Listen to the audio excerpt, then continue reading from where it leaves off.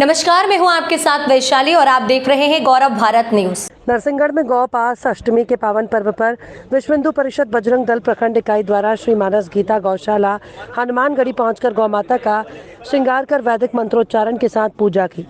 इस अवसर पर मुख्य वक्ता विभाग मंत्री कपिल जी शर्मा थे। मुख्य अतिथि के रूप में मंदिर श्री जमात के महंत श्री दीपेंद्र दास जी महाराज रहे और विश्व हिंदू परिषद बजरंग दल के सभी पदाधिकारी मौजूद रहे। विभाग मंत्री कपिल शर्मा ने बताया कि गौवंश के महत्व को वर्तमान समय में रेखांकित करना समय की अनिवार्य आवश्यकता है। यद्यपि गाय और संपूर्ण गौवंश की विशेषताओं के संबंध में बोलना सूर्य को दीपक दिखाने जैसा ही जाना पड़ता है। जैसे सूर्य को उद्घाटित या प्रकाशित करने के लिए किसी भी अन्य प्रकाश की आवश्यकता नहीं, इस प्रकार गए भारतीय गौवंश के महत्व को प्रतिपादित करने के लिए एक अन्य किसी उदाहरण की अपेक्षा नहीं, क्योंकि जैसे सूर्य अन्य कोई विकल्प ना होकर सूर्य स्वयं ही अपना विकल्प है, जैसे अमृत स्वयं ही अपना विकल्प है, उसी प्रकार गाय का कोई दूसरा विकल्प नहीं है, वो तो स्वयं ही अपना विकल्प है। गौ माता के महत्व को सभी युगों में सभी धार्मिक ग्रंथों में बताया गया है। साथ ही समाज से निवेदन किया गया कि अवशेष से बनने वाली वस्तुओं का प्रयोग करें, खाद्य पदार्थ को पॉलिथीन में ना फेंक, यथासंभव हो सके एक परिवार एक गाय रखे। सभी धार्मिक समितियां गाय के महत्व को जन जन तक पहुँचाएं। आज गोपाष्टमी है और आप सभी को गोपाष्टमी की हार्दिक शुभकामनाएं। वंदे गो मातरम, वंदे माधेनु। आज विश्व हिंदू परिषद की प्रखंड इकाई नरसिंहगढ़ प्रखंड द्वारा गोपाष्टमी का कार्यक्रम हमारी गीता मानस गौशाला में आयोजित किया गया। हर वर्ष कार्यक्रम यहाँ पर गोपाष्टमी पर प्रतिपादित होता रहा है विश्व हिंदू परिषद की ओर से।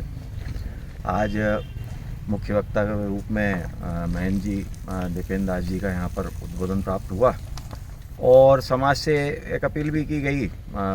विषय तो बड़ा था, किंतु विशेष रूप से जो है एक अपील की गई कि गौ संवर्धन हेतु जो है समाज में जागरूकता के लिए कुछ आवश्यक कदम समाज उठाए। उसमें या तो गोपालन का कार्य हो, अपने घर में गौ पाल के रखी जाए, एक एक गाय प्रत्येक परिवार रखे, ऐसा निवेदन किया गया। किसी कारण से या अभाव के कारण, अगर भूमि अभाव के कारण हम अगर गाय नहीं पाल पा रहे हैं तो किसी एक गाय के पालन की व्यवस्था हम गौशाला के निमित्त से करें, ऐसा निवेदन किया गया। उसके उपरांत भी अगर ये दोनों कार्य भी संभव नहीं हो पाते हैं तो गो आधारित जो द्रव्य बनते हैं, गो आधारित जो वस्तुओं का निर्माण होता है, उनकी खरीदी परिवार करे, जिस माध्यम से कम जिस आप जो भी गो आधारित सामान खरीदते हैं, चाहे वो धूप बत्ती हो, चाहे गाय का घृत हो, गाय का घी हो, इसका उपयोग आप जो भी करते हैं। आजकल तो कीटनाशक वगैरह जैविक खाद के अलावा जो है गौमूत्र से बना फिनाइल भी आ रहा है,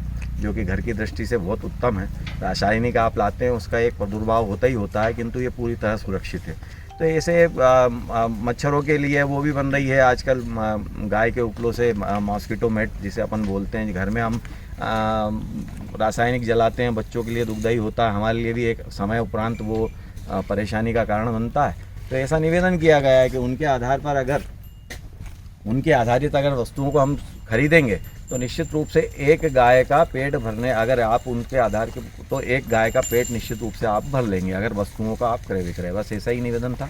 जय श्री राम, जय गौ माता की। जय गौ माता की।